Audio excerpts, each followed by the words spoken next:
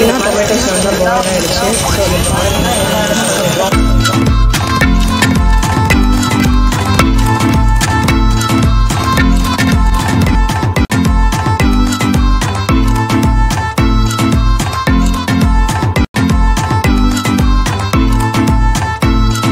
Welcome to Sophie kitchen. இன்றைக்கி வந்து வெண்டைக்காய் குழம்பு எப்படி செய்யணும்னு பார்க்கலாம். வளவளப்பே இல்லாமல் வெண்டைக்காய் குழம்பு எப்படி செய்ய ஃபஸ்ட்டு வந்து கடாய் வச்சுக்கோங்க. எண்ணெய் எதுவுமே ஊற்றணும். அப்படியே வெண்டைக்காவை போட்டு இதுக்குள்ளேயே கொஞ்சம் உப்பு போட்டு வளர்த்துங்க. கல்லுக்கு எல்லாம் தூள் பேர்லாம் போட்டு வளர்த்துங்க. வந்து கொஞ்சம் சேர்த்து இப்படி நம்ம வதக்கும் போது வெண்டைக்காய் வளவளப்பு எல்லாமே போயிடும். அதுக்காக தான் ஸ்டவ் நல்லா வேகமாக எடுத்துட்டு வதக்கணும். பாருங்க, உங்களுக்கு தெரியும். பாருங்க, எல்லா வெண்டைக்காயும் நல்லா வதங்கிடுச்சு. வதங்கினதுக்கப்புறம் ஒன்றோடு ஒன்று ஒட்டாமல் எப்படி இருக்க பாருங்க, அந்த வளவளப்பே இல்லாமல் போயிடும். இப்போ இந்த ஸ்டவ் ஆஃப் பண்ணி இந்த வெண்டைக்காவை தனியாக எடுத்து வச்சுக்கலாம். இதுக்கப்புறம் நம்ம குழம்பு தாளி ஸ்டவ் ஒரு பாத்திரம் வச்சு அதுக்கு எண்ணெய் ஊற்றிட்டு கடுகு பொரிஞ்சோடனே கொஞ்சமாக வந்து என்ன பண்ணுறீங்கன்னா வெந்தயம் போட்டுருங்க. கடுகு பொரிஞ்சோடனே வெந்தயமும் கொஞ்சம் கருவேப்பிலை பச்சை ஒரு வெங்காயம் போடுறேன். நான் வெங்காயம் கொஞ்சம் கருவேப்பிலையும் போட்டு எண்ணெயிலே நல்லா வதக்கிடுங்க.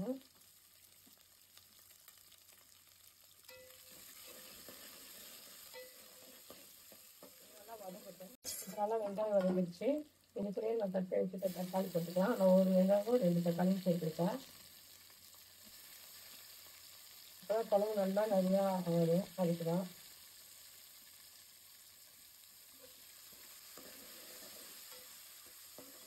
நல்லா திருப்பி வேகணும். அது வரைக்கும் நல்லா எண்ணெய் போட்டுக்கலாம். வேணும்னா லைட்டாக உப்பு போட்டுட்டு ஸ்டவ்வில் சீனி வச்சு நம்ம குழம்பு வச்சு போட்டுக்கலாம். நம்ம அரைச்சி வச்சோம் பார்த்தீங்கன்னா அந்த மிளகாத்தூள் வந்து நான் போடுறேன். 1 ஸ்பூன் பண்ண போகிறேன். எனக்கு காரத்துக்கு ஏற்றப்ப நீங்கள் உங்களுக்கு காரத்துக்கு ஏற்றப்ப நீங்கள் போட்டுக்கோங்க. இது கூட இது என்ன தெரியுமா, தேங்காய், சீரகம், கொஞ்சமாக வெங்காயம் போட்டு அதை அரைச்சி வச்சுருக்கேன். அதை தண்ணி ஊற்றி கலந்து வச்சுருக்கேன். இப்போ அதை வந்து மிக்ஸில் ஊற்றிக்கலாம்.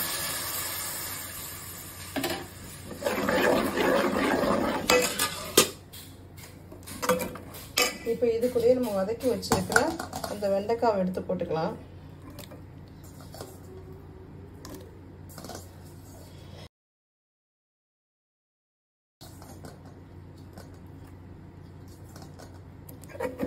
உப்பு பார்த்துக்கோங்க. நம்ம வெண்டைக்காய் வதக்கும்போது உப்பு போட்டதுனால உப்பு பார்த்துக்கோங்க. இது கூட கொஞ்சம் தண்ணி ஊற்றி கொதிக்க வைக்கலாம். இப்போ நல்லா தண்ணி ஊற்றி வச்சாச்சு. இது நல்லா கொதிக்கட்டும்.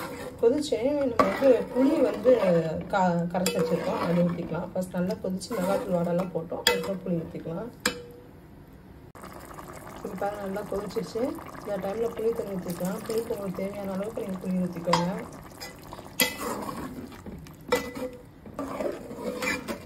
இது ஒரு 5 நிமிஷம் கொதிச்சோடனே ஆஃப் பண்ணிட்டா சூப்பரான வெண்டைக்காய் காரக்குழம்பு ரெடி ஆகிடுச்சு. நீங்களும் கண்டிப்பாக இதே போல் செஞ்சு பாருங்கள். செஞ்சுட்டு எப்படி இருந்துச்சு சொல்லிட்டு கமெண்ட் பண்ணுங்கள். உங்களோட மிஸ்னால் லைக் பண்ணுங்கள், ஷேர் பண்ணுங்கள், பக்கத்துக்கு பெல் ஐக்கானை கிளிக் பண்ணுங்கள். தேங்க்யூ ஃபார் வாட்சிங்.